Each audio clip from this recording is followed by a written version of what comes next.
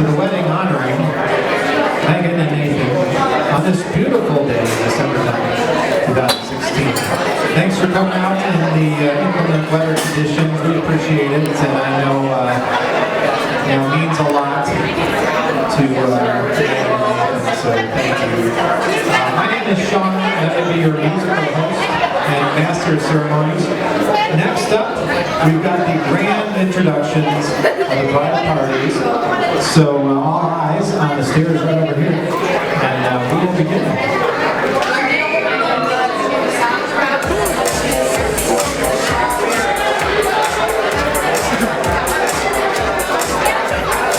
I want everybody to get excited and make some noise as we welcome the first member of the bridal party, the junior groomsmen, Thomas, Ivan, Woodruff.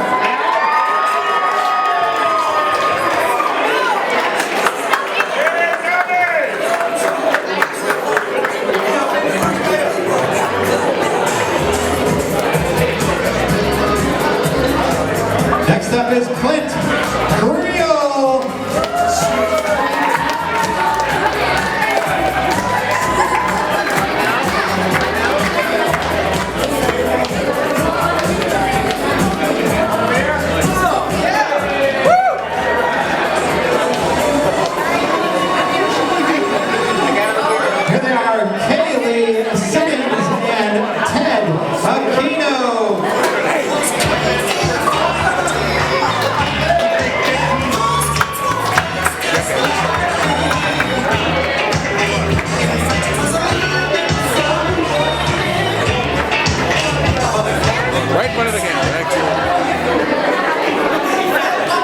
Give it up for Kelly Andrew and Anthony Fabrizi.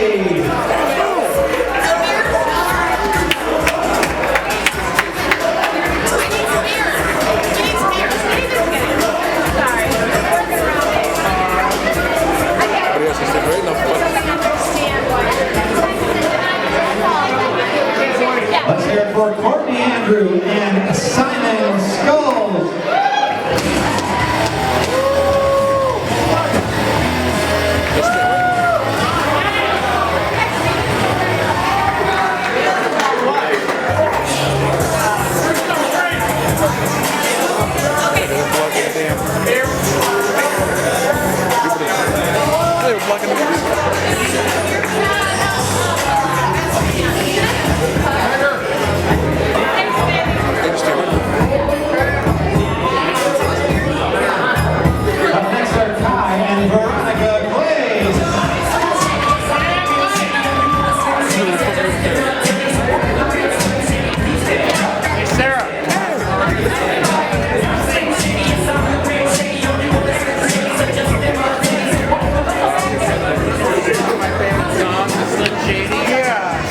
Watch out, man. Take it this way. Here's the best one. What's your dance on the island?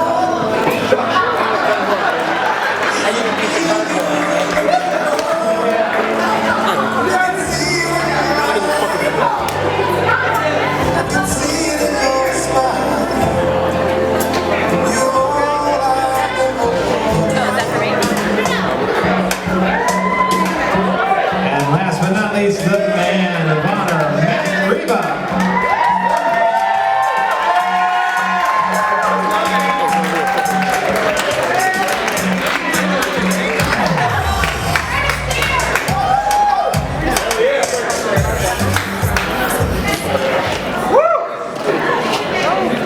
And now the moment. Beer? You good? They are starting. I would love that, yeah. There you are. Your newlyweds, your bride and groom, Nathan and Megan Woodruff.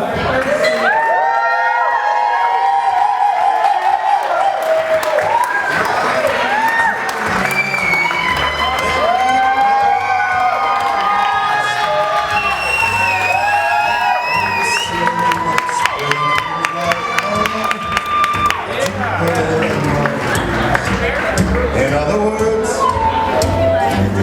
hold on.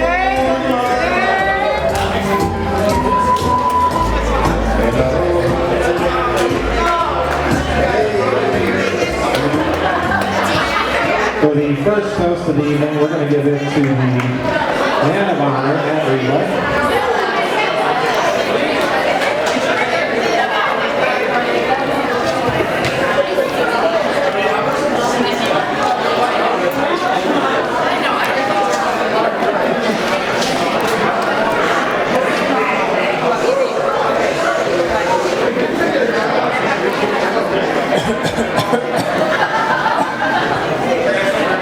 All right. You all set? Hello, everyone. My name is Matt. As you said, I am Megan's maid of honor. Man of honor. Thank you. For those of you who don't know me, just feel free to think of me as Megan's favorite cousin, or any of the cousins' favorite cousin. That works too.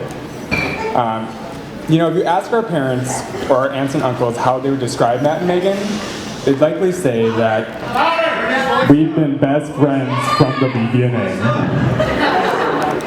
Which, if you haven't seen the photos of me as a toddler cradling baby Megan at most family holidays, you should. They're pretty cute. We were pretty cute. Growing up, every Thanksgiving and Christmas Eve was spent at my grandma and grandpa Reba's house. They'd host the entire family. It was great. We'd have tons of home-cooked food, plenty of quality family time, and lots of love. However, every time my family loaded up into the car to head to Grandma and Grandpa's, I'd have one very important question for my parents. I'd turn to them and ask, well, is Megan gonna be there? This would literally make or break my night. And it's not that we did anything that crazy. We'd typically just sneak away to the spare bedroom and hide out all night, but just spending time with Megan was always a blast. Over the years, I've been lucky enough to grow up alongside Megan and see the phenomenal human being that she's turned out to be. Nate, I think you'd agree that it's the dedication, the maturity, the helpfulness, the lightheartedness that makes Megan so damn lovable. I'm sure you, Nate, have fallen in love with Megan for many of these qualities. But how I can tell that you're such a good guy is not loving Megan for her virtues. It's that you actively love her for some of her less revered qualities. Like, I don't know, her very decisive indecisiveness, her peculiar particularities, or how she can completely answer your question without a single word, or just giving you that face. It's kind of like a half smile, and she crinkles the side of her eye, but it's just her polite way of telling you that you're an idiot. I'm teasing, of course. I think I realized what a great partner Nate is for Megan after I'd sent him a list of questions to answer so that we could play a bootleg version of the Newlyweds at Megan's bachelorette party. When I asked, what kind of animal would Megan be? Nate said, a wolf. Excuse me, a wolf. Because she's a strong loner, but an even stronger pack animal. And I think that really resonated with me because anyone who really knows Megan would agree that this is a simple yet profoundly sincere understanding of who Megan is. I then followed up with, what is Megan looking forward to the most at the wedding, and what are you looking forward to the most? To this, Nate replied, Megan is looking forward to making sure that everything is perfect. And I'm looking forward to marrying the girl of my dreams. So congratulations to you both for succeeding.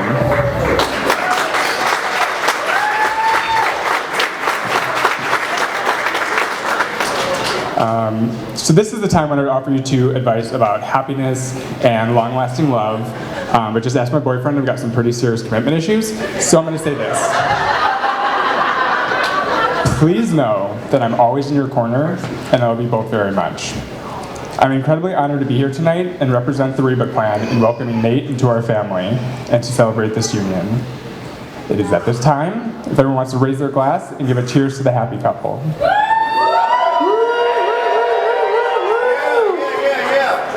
That's it.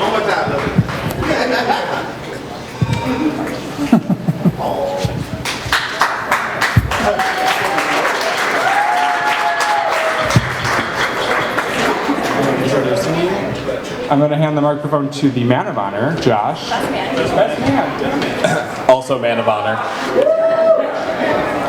Tough act to follow after Matt, so I'll try my best. I was hoping for a couple more drinks before this happened, so we'll see. For those that don't know me, I'm Josh Carlson, And I'm Nate's best friend, and I have the honor of being his best man for his wedding, which it truly is an honor. I mean, I've spent a lot of time with Nate, and we basically grew up together. Before I kind of dive into that, I just want to thank Nate, Megan, both of your families, and really everyone that helped make this event happen for having all of us here. It's already a beautiful venue, but you've done a fantastic job of adding, and it's crazy all the stuff that happened last night and today to make this happen. And before I kick off with a story about me and Nate, Megan, you look beautiful tonight, and I think your vows really touched on a good point, that your balance together as a couple really is phenomenal. Sorry, set my beer down. There's a million stories I could share about me and Nate growing up together, but I'll pick one that kind of resonated with me and was the first thing that came to mind. And that was, watching him and how emotional he got when Megan first entered the chapel tonight really brought this home. Nate's always been the stronger out of the two of us, less emotional. I don't think I've ever seen him cry up until tonight. It really, I was the crybaby of the group.